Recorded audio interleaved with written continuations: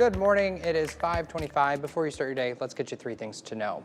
Number 1, we need you to look at your screen. Moline police need your help finding this 13-year-old boy. This is Kyrese Rogers, who was last seen about 2 p.m. Tuesday in the 5000 block of 48th Street. That's about 2 blocks south of Butterworth School. Kyrese is 5'5", weighs about 130 pounds.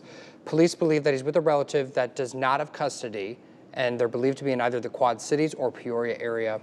If you have any information, please call police. Number 2, overnight Chicago police have arrested the suspect they say killed an officer last month. Police say they arrested 22-year-old Xavier Tate Jr. in Glendale Heights, which is about 40 minutes outside the city. He's accused of killing Officer Luis Huesca on April 21st in the Gage Park neighborhood. Police say that Huesca was driving home from work at the time and was shot nearly 20 times near his family's home. Xavier Tate Jr. is being charged with first-degree murder. And not too much exciting going on in the traffic, so we're going to skip that and go right to live Doppler radar, where we do have some excitement. That is some showers and thunderstorms to the southwest of the Quad Cities, moving due northeast. We're going to see a few of those.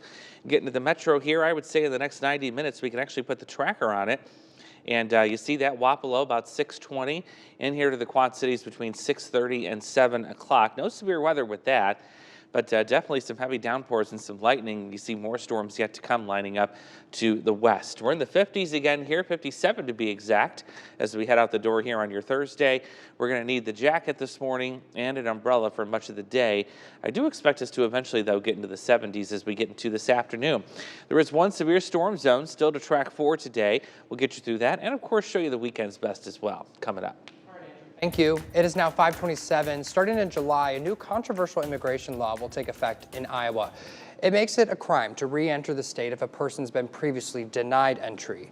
It also allows local law enforcement to arrest people who are in the U.S. illegally. Some lawmakers supporting the law say it's needed to stop illegal immigration across the U.S.-Mexico border. Others say the issue should stay under federal jurisdiction. And just hours ago, dozens of people downtown Davenport held what they're calling a vigil for human dignity to show their opposition to that law. News 8's Jonathan Fong shows us why a St. Ambrose student says it's important for her to speak up. Here's why I think the law is oppressive and blatantly unfair. It's the first protest for Lainey Gonzalez. It's important for me to speak because I want to show that I not only care about my community, but I can stand behind them as well. The St. Ambrose student speaking on Iowa's new immigration law. As a child of immigrant parents, I think it's insane that there's bills that are being passed and signed on that kind of limit, our opportunities and everything. The law does not do that, but it does bring a criminal charge for illegal immigration in Iowa and lets judges order the person to be deported at their initial court appearance after the arrest. If people are willing to make sacrifices to come over here and work hard to be able to live here, I think we should give them a chance. When the bill was still on the debate floor in March, some lawmakers argued it's a necessary step. Every state is a border state. Iowa's no exception.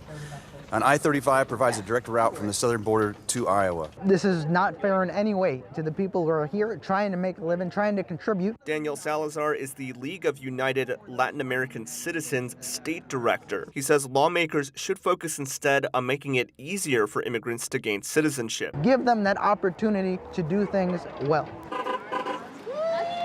The law won't take effect until July 1st, but it could face legal challenges, just like a similar law in Texas is facing right now. But, that's why we're out here protesting, to show that we're better, we can do it, In a written statement, Davenport's police chief Jeffrey Bladel says his department is committed to the safety and security of all residents, regardless of their immigration status. He adds, quote, "Our department's policies are designed to ensure fairness and impartiality at all times, and enforcement based on immigration status has never been a practice of this department." Also in Iowa, the state's new flat tax rate is set to start earlier than expected. Governor Reynolds signing a law that cuts the state's income tax to 3.8% for all Iowans. That starts in January. Now, when this tax rate is implemented, Iowa will have the 6th lowest income tax rate among the 41 states with that type of tax. The governor believes this will put more than $23 billion back in Iowans' pockets in the first decade. Let's get to a News 8 update this morning because OSHA says speeding was a factor in a deadly crash at a John Deere plant last year. It happened at the Parts Distribution Center in Milan back in October. Tony LeClaire died a few weeks after he was hit by a vehicle inside the plant. We recently learned OSHA has now issued Deere & Company 3 citations, one for driving an industrial truck too fast, and for others, not maintaining safe clearances and distances for vehicles. We're working to get a copy of that original report. There's also new concerns over what's polluting our waterways. There's a new report from an environmental nonprofit that claims that Tyson Foods has dumped millions of pounds of pollutants into waterways across the country, including in Illinois and Iowa. News 8's John Diaz reports. The claim comes from a group called the Union of Concerned Scientists, a national nonprofit founded more than 50 years ago by scientists and students at the Massachusetts Institute of Technology. The report accuses Tyson of dumping some 370 million pounds of pollutants into waterways across the U.S. between 2018 and 2022. More than half of that was allegedly in Nebraska, Illinois, and Missouri. This map from the report shows plant locations where the company allegedly dumped anywhere from 10 to 60 million pounds of pollutants. It includes a plant in Joslin. The group says it based its estimates on public data from the EPA. The problem of having excess nitrogen and phosphorus in our waterways, which can create algal blooms and decrease water quality, and then ultimately have the problem of contributing to the dead zone down in the Gulf of Mexico, which has really significant impacts on the economics of the fisheries down there. Tyson is responding to the report. It claims the report leaves out the company's, quote, ongoing compliance with EPA regulations and certification by the Water Alliance for our strong water management practices. The company claims it works to mitigate environmental risk and impact, and that it works, quote, closely with our federal and state regulators as well as our local municipalities as we plan, design, and operate our wastewater systems. The EPA, meanwhile, says it's working to set limits on nitrogen and phosphorus discharges and establish some new pretreatment standards for oil, grease, and other waste from meat and poultry producers. We have reached out to the EPA for comment. We are still waiting to hear back, but you can read the full report right now on our website, WQAD.com.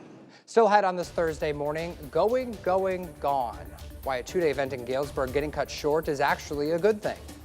And we've got some showers and thunderstorms that we're tracking right now on the radar. How long this activity is expected to stick around, and we've got a weekend's best to track for you too. Next. You're watching Good